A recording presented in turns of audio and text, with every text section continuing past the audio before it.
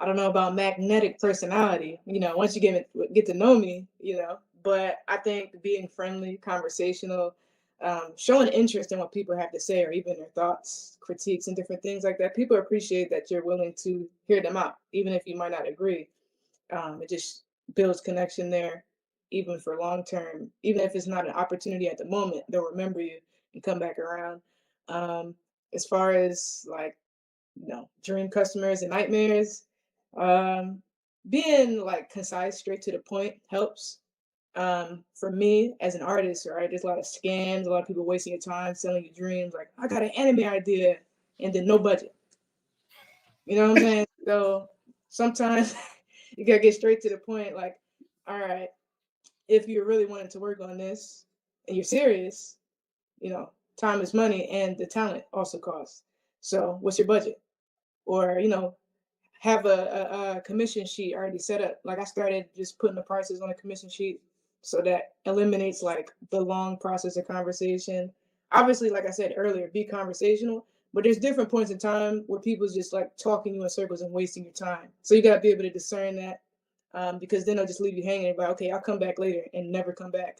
So make sure that you put your terms up front in the conversation so that everybody's clear, and then we can continue.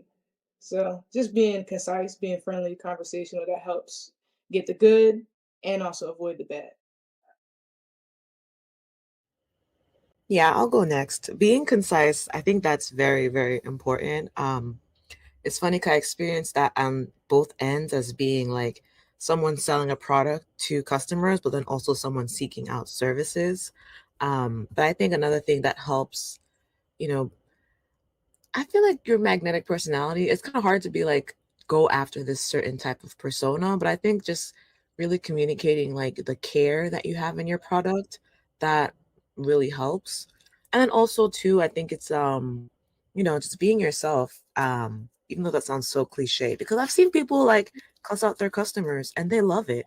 And they're just like, yeah, man, F you too. And I'm just like, okay.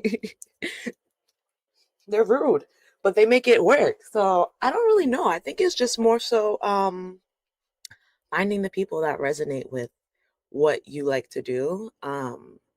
And I think that would work longer than trying to be this certain personality.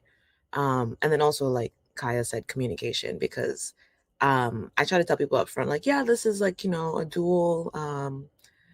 dual language kind of book. Like we have two different types of writing styles and we have art, and just like showing people visually. Like I feel like I do the best when I have the demos. People can actually see and flip through the book and be like, oh, okay. And I'll let people read a chapter. So I think it's just like letting it be known what they're getting into so they don't have any surprises. And people who want it will just buy right away.